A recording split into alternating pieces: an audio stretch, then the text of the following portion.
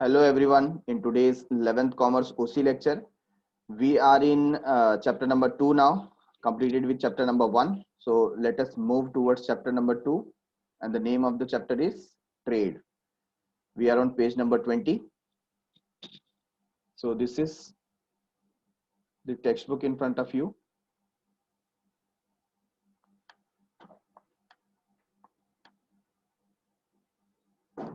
तो जो पार्ट हमने कवर किया चैप्टर नंबर 1 में, ठीक है ना, ट्रेड.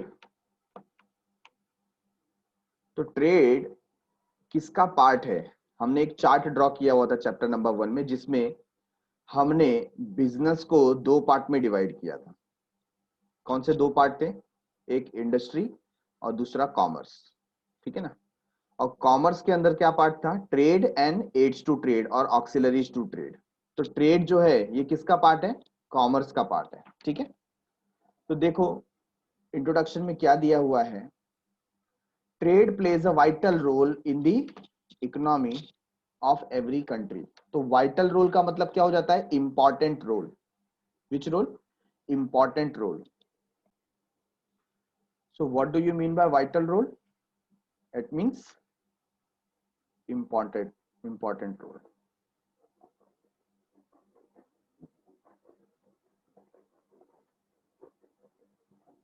ठीक है. In the economy of every country, हर एक कंट्री की इकोनॉमिक में बहुत ही इंपॉर्टेंट रोल प्ले करता है क्या? ट्रेड.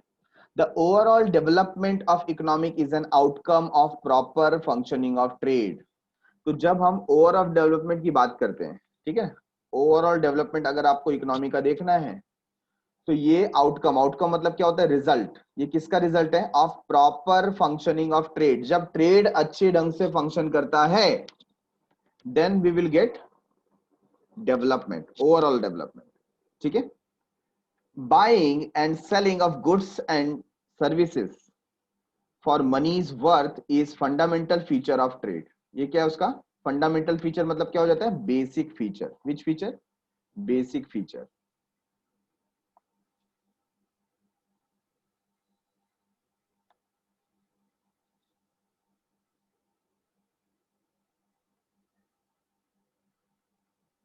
फंडामेंटल मतलब बेसिक. बेसिक फीचर मतलब मेन प्रकृति है ना.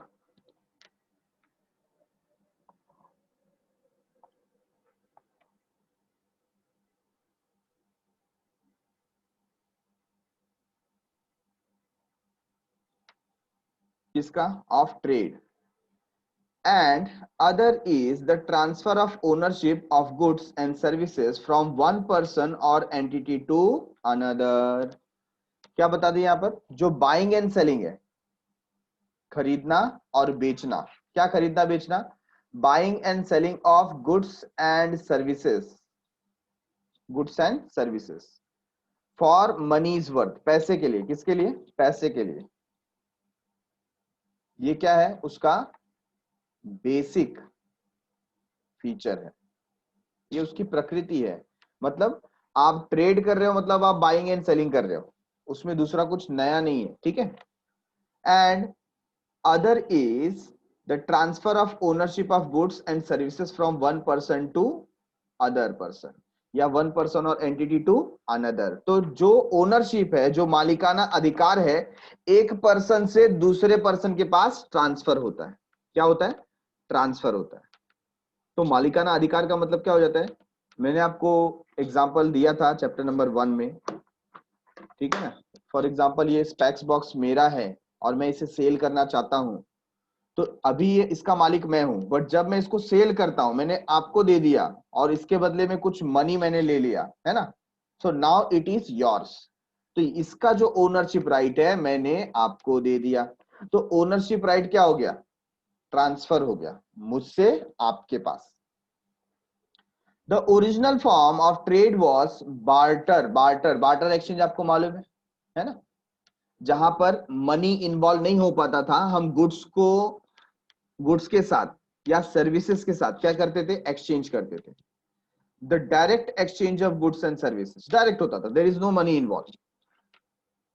After invention and acceptance of common currency, that is money, trade become greatly simplified. तो पहले क्या होता था, बहुत ना डिफिकल्टी होती थी ट्रेड में। सपोज मेरे पास सरप्लस में क्या है, मेरे पास सरप्लस में वीट है, और ये वीट जो है मैं ये दे सकता हूं, बट किसको दूंगा, जिससे मुझको राइस मिलेगा। अब मुझको ऐसा पर्सन मेरे एरिया में सर्च करना पड़ेगा कि जिसके पास राइस सरप्लस में अवेलेबल है और उसको वीट चाहिए, क्योंकि मेरे पास वीट है और मुझे क्या चाहिए, राइस चाहिए। तो यहां पर कोई कॉमन करेंसी नहीं बनती है, मेरे को सबको पूछना पड़ेगा भाई किसी को चाहिए क्या, वीट चाहिए जिसके पास राइस है। तो ये पता लगाना बहुत मुश्किल है। ये तो मैंने एक एग्जांपल दिया। ऐसे कोई पॉट बना रहा है, कोई गोल्ड स्मिथ है, कोई ब्लैक स्मिथ है, सबके अपने अपने प्रोडक्ट हैं, और सब सामने क्या चाहते हैं, कुछ ना कुछ सरप्लस चाहते हैं, है ना। तो मीडियम ऑफ एक्सचेंज ज्यादातर क्या होता था, ये जो फूड ग्रेन होते थे ना, राइस हो गया, वीट हो गया, पल्सेस हो गया, या सॉल्ट, इसको ही मीडियम ऑफ एक्सचेंज माना जाता था। बट जब ये कॉमन चीज आ गई, क्या, करेंसी, मनी, तो मनी के आने की वजह से सब कुछ सिंप्लीफाइड हो गया, है ना। क्योंकि money is accepted by everyone, सबको पैसा चाहिए, तो ये कॉमन मीडियम ऑफ एक्सचेंज हो गया। तो इससे ट्रेड और डेवलप हुआ। चलो मीनिंग देखते हैं। Trade means the process of exchange of goods and services. देखो ट्रेड का मतलब क्या हो जाता है, जब हम गुड्स एंड सर्विसेज को क्या करते हैं, एक्सचेंज करते हैं, उसके प्रोसेस को बोला जाता है trade. So trade refers to buying and selling of goods and services with an object of earning profit. आप ट्रेड कर रहे हैं तो सबसे पहले उसमें बाइंग और सेलिंग इन्वॉल्व होना चाहिए, परचेज एंड सेल्स। और क्यों होना चाहिए, so that you can earn profit. उसके पीछे का मकसद है प्रॉफिट अर्न करना, ठीक है।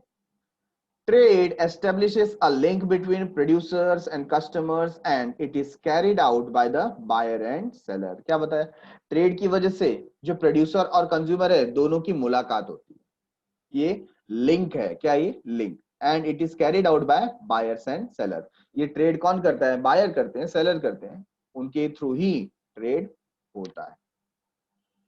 सो ट्रेड को हम लोग अच्छे से इलाबोरेट करते हैं on the basis of criteria. हम क्या कर रहे हैं, अभी इसको समझने का प्रयास कर रहे हैं, ठीक है। टाइप्स ऑफ ट्रेड क्या क्या है, trade can be divided into different types. तो ट्रेड यहां पर देखिए, पहले क्या बता दिया, इंटरनल ट्रेड, और दूसरा क्या बता दिया, एक्सटर्नल ट्रेड। तो इंटरनल ट्रेड में क्या पार्ट आ गया, wholesale trade, retail trade. External में क्या आ गया, इंपोर्ट, एक्सपोर्ट, एंटरपोर्ट, ठीक है ना। अच्छा, अभी रिटेल के अंदर भी क्या है, itinerant retailer, fixed shop retailer. तो चैप्टर नंबर 1 में ऑलरेडी हमने कहां तक देखा था, ये wholesale trade, retail trade, import, export, entrepot, यहां तक देखा था already, we have done till this. अभी आगे हमको रिटेल ट्रेड के डेप्थ में जाना है, जहां पर हमको इटिनेरेंट रिटेलर के बारे में मालूम पड़ेगा, फिक्स्ड शॉप रिटेलर के बारे में मालूम पड़ेगा, ठीक है। तो एक एक करके स्टार्ट करते हैं। सबसे पहला क्या है, इंटरनल ट्रेड। क्या है, internal trade. So this is what we have done in the last lecture. First thing, human activity is divided into non-economic activity and economic activity. Economic activity is further divided into business, profession, and employment. Now, business is divided into two parts, industry and commerce. Industry को हमने देखा, it is divided into three parts, primary industry, secondary industry, and tertiary industry. And commerce is further divided into trade and aids to trade or auxiliaries to trade. ठीक है। Now, next part, ये जो trade है, trade को हमने क्या किया, further divide किया, internal trade and external trade. Internal trade में wholesale trade and retail trade. तो मैंने आपको एग्जांपल दिया था कि इंटरनल और एक्सटर्नल ट्रेड क्या है, तो आप देखिए ये एग्जांपल आपको याद आ रहा होगा, है ना। ये जो मैप ऑफ इंडिया है, इसके थ्रू मैंने आपको एक्सप्लेन किया था व्हाट इज इंटरनल ट्रेड और एक्सटर्नल ट्रेड, ठीक है। तो जो ट्रेड पॉलिटिकल बाउंड्रीज के अंदर हो रहा है ना, ये जो पॉलिटिकल बाउंड्रीज है, इसके अंदर जो ट्रेड हो रहा है उसे क्या बोलेंगे, इंटरनल ट्रेड। क्या बोलेंगे? Internal trade. और ट्रेड जो दो या दो से ज्यादा कंट्री के बीच में हो रहा है उसे क्या बोलेंगे? External trade. ठीक है, तो internal trade is also known age home trade. क्या बोलते हैं उसको? Home trade. आप देखिए यहाँ पर जो जो नेम्स लिखे हुए हैं, है ना, होम ट्रेड, इंटरनल ट्रेड और डोमेस्टिक ट्रेड, ये इसके तीन नाम है। और एक्सटर्नल ट्रेड के क्या क्या नाम है? एक्सटर्नल ट्रेड के नाम है इंटरनेशनल ट्रेड और फॉरेन ट्रेड। इंटरनेशनल ट्रेड और फॉरेन ट्रेड। ठीक है, now moving towards the chart. अब हम बाइफरकेट कर रहे हैं इंटरनल ट्रेड को होलसेल ट्रेड और रिटेल ट्रेड में। ठीक है, तो होलसेल ट्रेड हमने देखा था जहां पर ये जो होलसेलर है गुड्स परचेस करता है किससे? मैन्युफैक्चरर से। मैन्युफैक्चरर से होलसेलर परचेस करता है और होलसेलर सेल करता है किसको? रिटेलर को, है ना। और रिटेलर बाद में किसको सेल करता है? फाइनल कस्टमर को, कंज्यूमर को, राइट।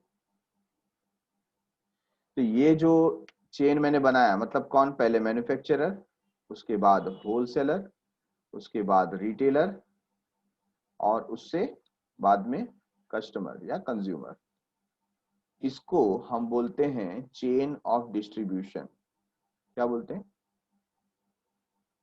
Chain of distribution.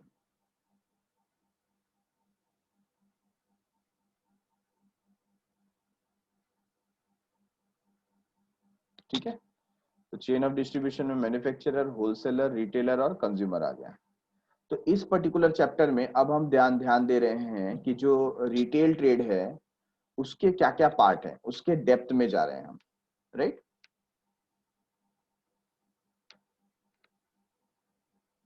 तो आइए देखते हैं।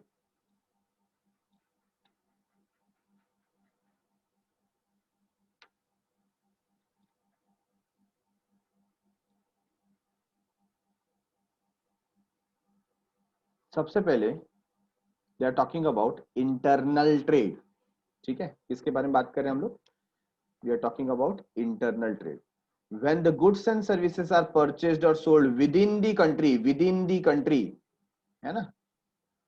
जब विद इन दी कंट्री की बात हो रही है तो उसको क्या बोलेंगे? It is referred as internal trade. For example purchasing goods from the door, salesman, local shop, exhibition, regional market, departmental store or a mall are the example of internal trade. तो ये जो भी हमने परचेस सेल कर रहे हैं अपने local market में, इसे क्या बोला जाएगा? इंटरनल ट्रेड बोला जाएगा।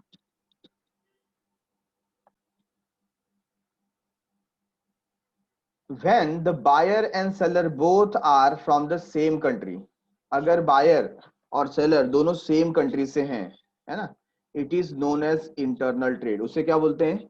Internal trade. लेकिन इसका मतलब ये नहीं कि दो पर्सन इंडिया के हैं और वो अमेरिका में जाके परचेस सेल कर रहे हैं तो वो क्या हो जाएगा? Internal trade. ऐसा नहीं, सेम कंट्री मतलब उनका एस्टेब्लिशमेंट भी वही है और ये जो डीलिंग है वो भी वहीं पर हो रही है। कहां पर? In the similar country, same country. ठीक है, so trade between two state or cities of same country is also considered as internal trade। दो स्टेट के बीच में या दो सिटीज के बीच में, है ना, मुंबई से नागपुर कोई परचेस सेल हो रहा है, मुंबई से पुणे कोई परचेस सेल हो रहा है, महाराष्ट्र से दिल्ली के बीच में कोई परचेस सेल हो रहा है, तो इस सबको क्या बोलते हैं? इंटरनल ट्रेड बोलते हैं। As there is a gap between production and consumption, production और कंजम्पशन में क्या होता है? गैप होता है। प्रोड्यूस करने का समय अलग है और कंजम्पशन का समय अलग होता है कि नहीं। There is need to have proper channel of distribution. तो चैनल ऑफ डिस्ट्रीब्यूशन प्रॉपर होना चाहिए। फॉर एग्जाम्पल कि जो भी प्रोडक्ट प्रोड्यूस हो रहा है वो ईच एंड एवरी कस्टमर तक कैसे पहुंचे। हमने एक एग्जाम्पल क्या देखा वहां पर? चेन ऑफ डिस्ट्रीब्यूशन, है कि नहीं। तो ये जो चैनल ऑफ डिस्ट्रीब्यूशन है ये प्रॉपर होना चाहिए, ऑर्गेनाइज्ड होना चाहिए। तो इसके लिए ये इंटरनल ट्रेड बहुत इंपॉर्टेंट है. The channel of distribution is very important in internal trade. Usually, producers are situated at one place, whereas the consumers are scattered over a wide area. यही होता है ना, जो प्रोड्यूसर है वो एक जगह पर पूरा प्रोडक्शन करते हैं यूजुअली, बट उनके कस्टमर स्कैटर्ड रहते हैं. आप बना रहे हो गुड्स मुंबई में, लेकिन हो सकता है आपके जो बायर हैं वो ऑल ओवर इंडिया में या फॉरेन कंट्रीज में भी होंगे. तो इसे क्या बोलते हैं? Production at one place and distribution is scattered, है ना, बिखरा हुआ है सब कुछ. There is a big gap. दोनों के बीच में क्या है? बहुत बड़ा गैप है between producer and consumer. This gap can be shortened by channel of distribution. और चैनल ऑफ डिस्ट्रीब्यूशन के थ्रू क्या किया जाता है? इस गैप को शॉर्ट किया जाता है. Channel of distribution help to make product available at the right time, at right place and at the right quantity. देखो बहुत इंपॉर्टेंट है, एट द राइट टाइम, सही सही समय पर, सही जगह पर और सही क्वांटिटी में, थ्रू डिफरेंट इंटरमीडियरीज, जो अलग अलग बिचौलिए हैं उनके माध्यम से गुड्स को पहुंचाया जाता है. कैसे पहुंचाया जाता है? सही समय पर, सही जगह पर, सही क्वांटिटी में, थ्रू डिफरेंट इंटरमीडियरीज, है ना. तो देखो चैनल ऑफ डिस्ट्रीब्यूशन अभी आपको यहाँ पर दिया हुआ है, प्रोड्यूसर और मैन्युफैक्चरर. वहां से गुड्स किसके पास जाता है? होलसेलर के पास. होलसेलर से गुड्स किसके पास जाता है? रिटेलर के पास. और फिर लास्ट में आप तक पहुंचता है. ठीक है. तो टाइप्स ऑफ इंटरनल ट्रेड में पहला क्या आ गया? Wholesale trade. Which trade? Wholesale trade.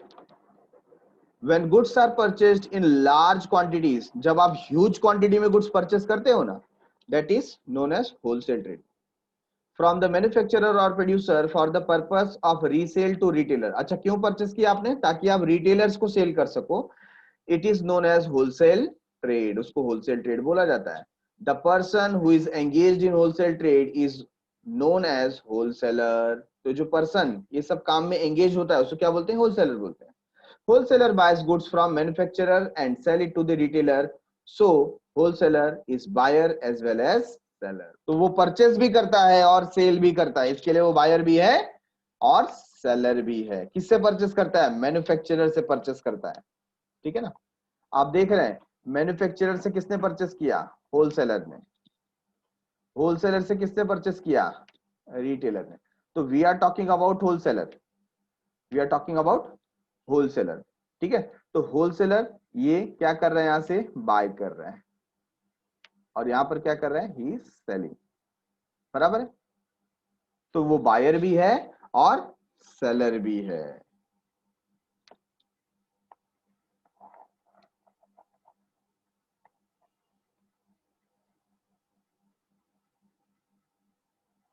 Okay.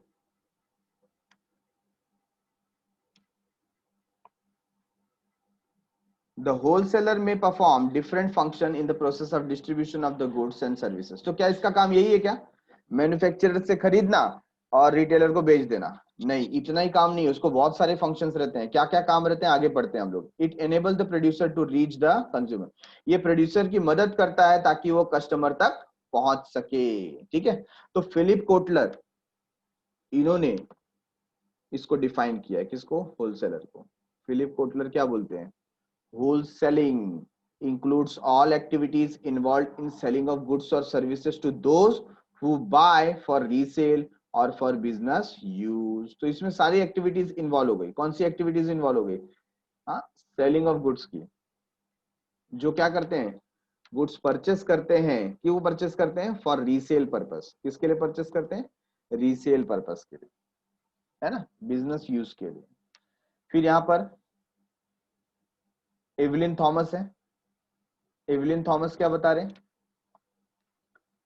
A true wholesaler is himself neither a manufacturer. अगर कोई ट्रू होलसेलर है तो ना तो वो मैन्युफैक्चरर है और ना वो रिटेलर है, but act as a link between the two. दोनों के बीच की एक क्या है? कड़ी है. ठीक है ना.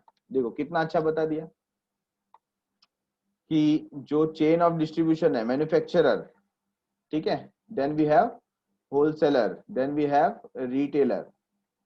तो ना वो मैन्युफैक्चरर है ना वो रिटेलर है, जबकि दोनों के बीच की क्या है, कड़ी है।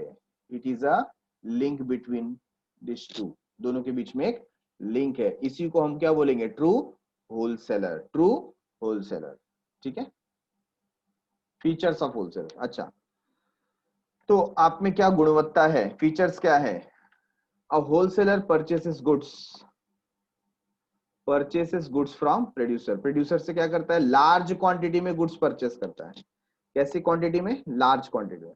Wholesaler has to take risk in the process of distribution. तो उसको रिस्क उठाना पड़ता है, बहुत ज्यादा रिस्क उठाना पड़ता है, क्योंकि उसकी क्वांटिटी कैसी है, लार्ज क्वांटिटी। ठीक है ना।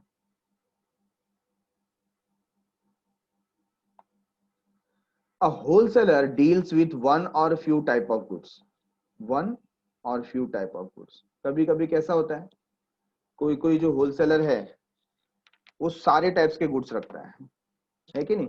आप जाओगे तो आपको ज्यादातर गुड्स वहां पर अवेलेबल हो जाएगा। और कुछ कुछ होते हैं जो एक स्पेसिफिक प्रोडक्ट में डील करते हैं, जैसे आपने सुना होगा ऑयल डेपो, सोप डेपो, है कि नहीं, या सिर्फ स्टेशनरी का सामान रखते हैं। तो ऐसे जो होलसेलर होते हैं उसको बोलते हैं वन टाइप ऑफ गुड्स। और जो कुछ वैरायटीज रखते हैं उनको बोलते हैं फ्यू टाइप ऑफ गुड्स वाले wholesaler. Okay. A large amount of capital is required, कैसा कैपिटल रिक्वायर्ड है, लार्ज अमाउंट ऑफ कैपिटल। क्योंकि देखो इनको कैसे परचेस करना है, लार्ज क्वांटिटी में परचेस करना है। लार्ज क्वांटिटी में परचेस करने के लिए what they require, large amount of capital. ठीक है। A wholesaler maintain price stability by balancing supply and demand factor. तो ये क्या मेंटेन करते हैं, प्राइस स्टेबिलिटी मेंटेन करते हैं, डिमांड और सप्लाई को बैलेंस करके। जितना जितना डिमांड आता है उस प्रकार से स्लोली स्लोली ये सप्लाई करते हैं, so that there should be stability in price, price क्या रहे, स्टेबल रहे। The manufacturer can get direct information about market through wholesaler. जो मैन्युफैक्चरर है ना, जिसको पता नहीं चलता मार्केट में क्या चल रहा है, क्योंकि देखो मैन्युफैक्चरर के बीच में कौन है, मैन्युफैक्चरर के बीच में होलसेलर है, रिटेलर है, और लास्ट में कस्टमर आता है, कंज्यूमर आता है ना। तो यहां से गुड्स यहां जाएगा, यहां से गुड्स यहां जाएगा, यहां से यहां जाएगा। ये तो फिर मैंने खाली ये शॉर्ट चेन बताया, लेकिन इसके अंदर कितने सारे एजेंट रहते होंगे, है कि नहीं।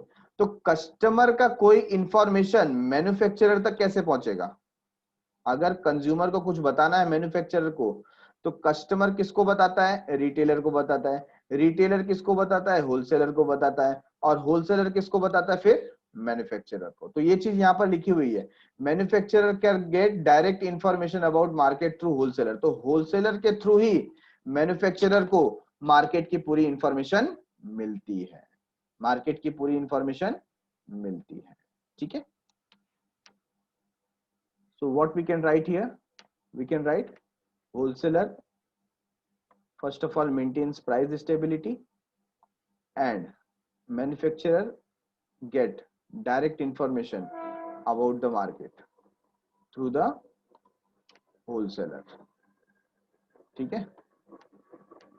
A wholesaler sells the goods to the retailer as per their requirement. retailer को जैसा गुड्स चाहिए, स्मॉल क्वांटिटी में चाहिए, जिस क्वालिटी का चाहिए, जिस ग्रेड का चाहिए, जिस स्टैंडर्ड का चाहिए, उस स्टैंडर्ड का, ग्रेड का, क्वालिटी का गुड्स होलसेलर ला करके रिटेलर को सप्लाई करता है। ठीक है ना। Wholesaler performs the marketing functions like assembling, warehousing, transporting, grading, packaging, advertising and financing. अभी यहां पर मैन्युफैक्चरर का काम क्या हो जाता है, मैन्युफैक्चरर का काम है गुड्स को सिर्फ प्रोड्यूस करना। बाकी का जो काम होता है कौन सा, उसको असेंबल करना एक जगह पर, उसको वेयर हाउस में ला करके रखना, उसका ट्रांसपोर्टेशन करना, उसको ग्रेड करना, कौन सा बेटर क्वालिटी का है, कौन सा सब स्टैंडर्ड क्वालिटी का है ना। तो उसके हिसाब से उसको ग्रेड करेगा, grade A, grade B, grade C, और फिर उसकी क्या करेगा, पैकिंग करेगा, एडवर्टाइजमेंट करेगा, और फाइनेंसिंग का काम करेगा। ये सारे काम कौन करता है, होलसेलर। ऐसा नहीं है कि सिर्फ मैन्युफैक्चरर से लिया और रिटेलर को दे दिया, इतना इजी काम नहीं है होलसेलर का। Getting it. तो ये सारे काम उसको करने पड़ते हैं, assembling, warehousing, transporting, grading, packaging, advertising and financing.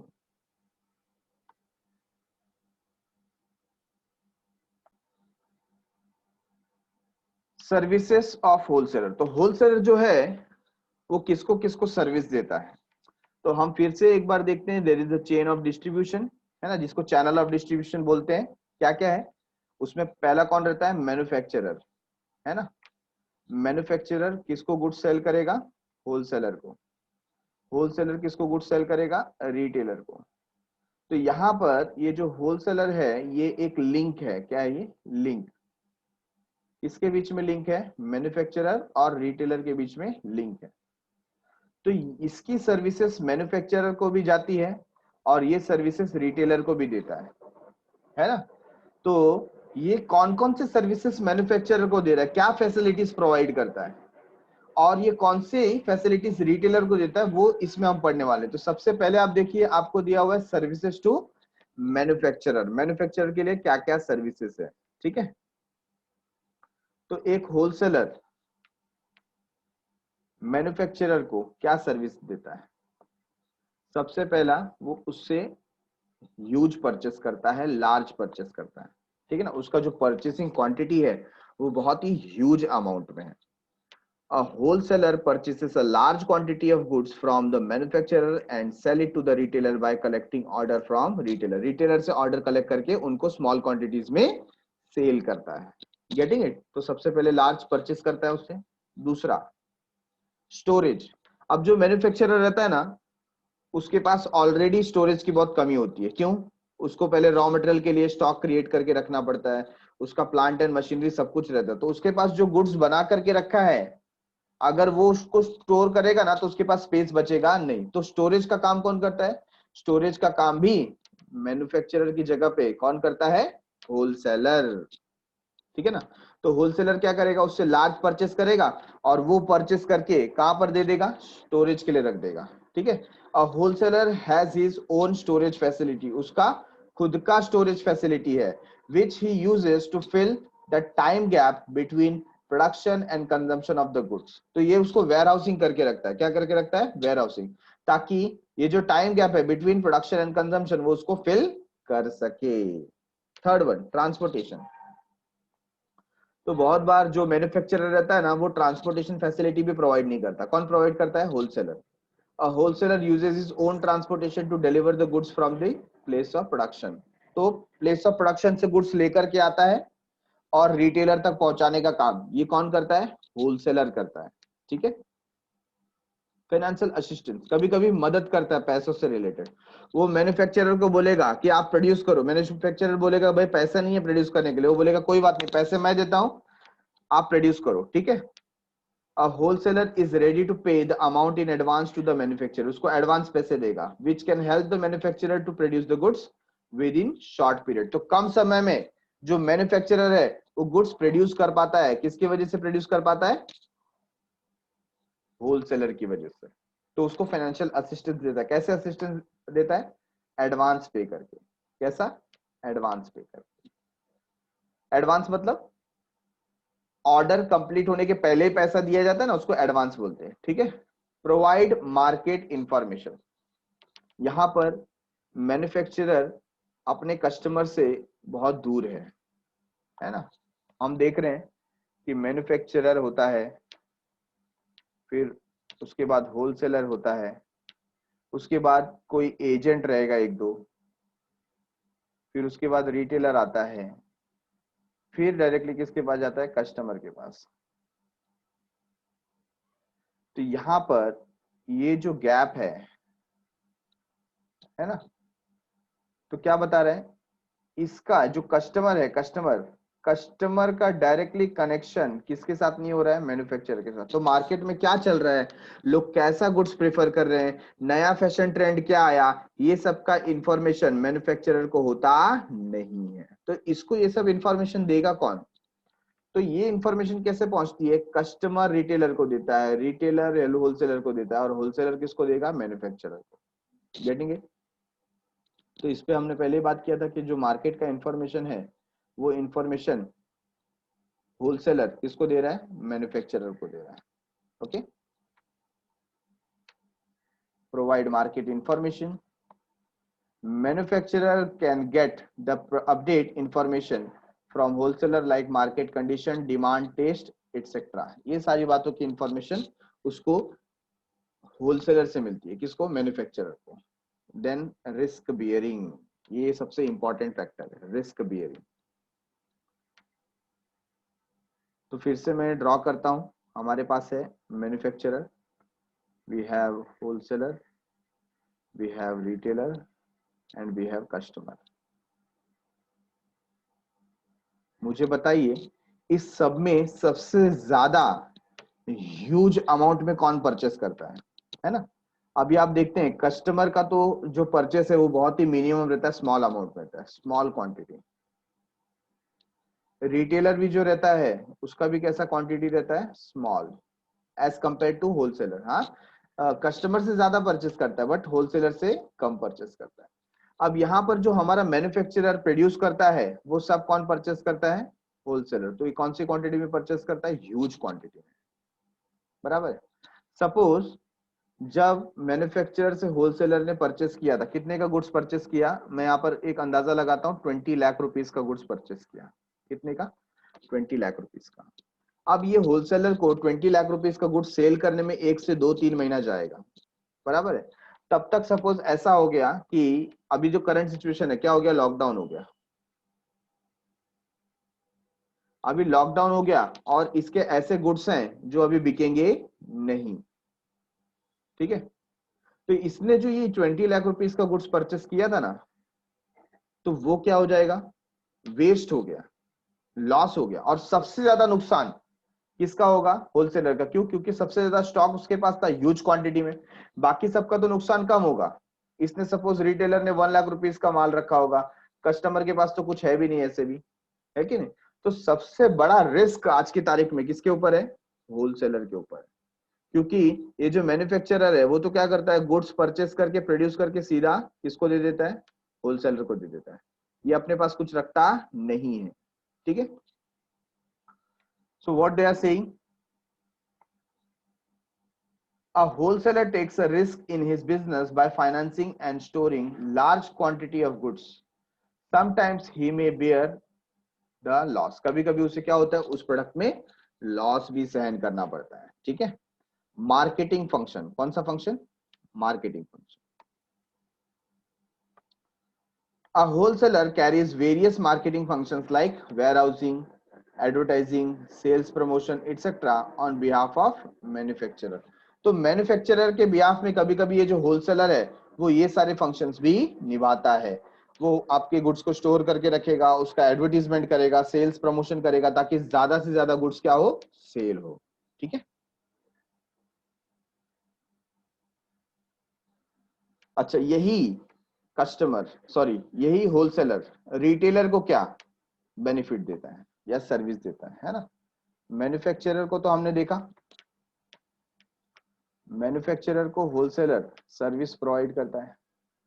अभी होलसेलर रिटेलर को क्या सर्विस प्रोवाइड करता है, उसको क्या फायदा पहुंचाता है। तो सबसे पहला स्टॉक ऑफ गुड्स मेंटेन करता है। मतलब जो रिटेलर है ना, रिटेलर उसको बड़ी क्वांटिटी में गुड्स परचेस करने की जरूरत नहीं है। उसको मालूम है कि जब मैं कॉल करूंगा होलसेलर गुड्स को बेच देगा, है ना। तो जो सबसे बड़ा स्टॉक है वो कौन मेंटेन करता है, होलसेलर मेंटेन करता है। और wholesaler keeps large stock of goods, बहुत ही लार्ज स्टॉक में वो क्या रखता है, गुड्स को रखता है। Therefore, retailer can get the goods easily when the consumer ask for the goods, है ना। जब कस्टमर गुड्स के लिए बोलेगा या रिटेलर गुड्स के लिए बोलेगा तो रिटेलर क्या करेगा, जैसे ऑर्डर देगा वैसे होलसेलर उसको गुड्स पहुंचा देगा। मतलब यहाँ पर रिटेलर को ज्यादा स्टॉक मेंटेन करने की जरूरत नहीं है, ठीक है। रेगुलर सप्लाई, अब उसने स्टॉक मेंटेन करके रखा है, क्यों करके रखा है, ताकि मार्केट में रेगुलर सप्लाई बना रहे, उसमें किसी चीज का अभाव नहीं हो, कमी नहीं हो, स्कैरसिटी नहीं हो, ठीक है। Wholesaler assures regular supply of goods to the retailer, retailer को टाइम टू टाइम प्रॉपर समय पर गुड्स मिलते रहे, ये कौन इंश्योर करेगा, होलसेलर एश्योर करता है। Therefore, retailers are free from storing goods. तो ये लोग ज्यादा स्टोर नहीं करते, बहुत ही कम अमाउंट में, लिमिटेड अमाउंट में, थोड़े थोड़े अमाउंट में वो लोग गुड्स को स्टोर करते हैं। Retailer can supply goods to the consumer as and when required by them. जैसे जैसे कस्टमर को गुड्स का रिक्वायरमेंट होता है वैसे वैसे रिटेलर उसको सेल करते हैं, ठीक है।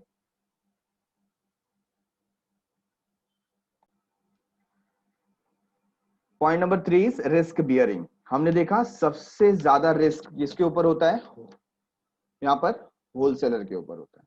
तो ये सर्विस को किसको प्रोवाइड कर रहा है, रिटेलर को। मतलब जो स्टॉक मेंटेन करना चाहिए था रिटेलर को, उसके बिहाफ में कौन मेंटेन कर रहा है, होलसेलर, है कि नहीं। तो होलसेलर के पास मैक्सिमम स्टॉक है, इनकेस अगर कुछ प्रॉब्लम होता है तो सबसे ज्यादा लॉस किसका होगा, होलसेलर का होगा। So the wholesaler bears the risk of price and market fluctuation. Large stock of goods, therefore retailers are free from this risk. तो वहां पर लार्ज स्टॉक क्या करता है, गुड्स परचेस करता है, इसके लिए सबसे ज्यादा रिस्क होलसेलर के ऊपर है, और रिटेलर बहुत ही कम रिस्क बियर करते हैं। ठीक है। फाइनेंशियल सपोर्ट, फाइनेंशियल सपोर्ट अभी आपको मालूम है, जब भी जो रिटेलर है ना, हमारा जो रिटेलर है वो गुड्स परचेस करता है, किससे परचेस करता है, वो गुड्स परचेस करता है होलसेलर से। तो ये कैसे परचेस करता है, ये क्रेडिट बेसिस पे परचेस करता है। किस पे, क्रेडिट बेसिस। और क्रेडिट मतलब उधारी हो गया, ठीक है ना। तो यहाँ पर ये क्रेडिट बेसिस पे परचेस करता है, और जो होलसेलर है वो मैन्युफैक्चरर से कैश बेसिस पे गुड्स परचेस करता है। और रिटेलर को क्या बोलता है, ठीक है आप पहले गुड्स सेल कर लेना, आपका जो पैसा जनरेट होता है मुझको देना। मतलब वो टाइम देता है, लगभग सबको 30 डेज का टाइम तो मिलता ही है, कोई कोई जो होलसेलर है वो 45 डेज का टाइम भी देता है। ठीक है। तो यहाँ पर ये एक हिसाब से उसको फाइनेंस कर रहा है, क्या कर रहा है, फाइनेंस। अगर होलसेलर ऐसा बोले कि नहीं मेरे को कैश में चाहिए, तो रिटेलर क्या बोलेगा, ठीक है मेरे पास अभी कैश नहीं है, जब ही आएगा तभी मैं परचेस करूंगा, है कि नहीं। तो होलसेलर ऐसा नहीं बोलता, होलसेलर बोलता है आप माल लेकर के जाओ, आप सेल करो, पैसा मेरे को 30 दिन के बाद 45 दिन के बाद देना। तो फाइनेंस का पूरा सपोर्ट कौन कर रहा है, होलसेलर, किसके लिए, रिटेलर के लिए। ठीक है। Wholesalers provide financial support by the way of credit facility, देखो आया ना क्रेडिट फैसिलिटी, और डिस्काउंट देता है। Such support increases the effect of working capital of the retailer. इसकी वजह से रिटेलर के पास जो वर्किंग कैपिटल होता है वो प्रॉपर यूज हो पाता है, उसको कैश क्रंच होता नहीं।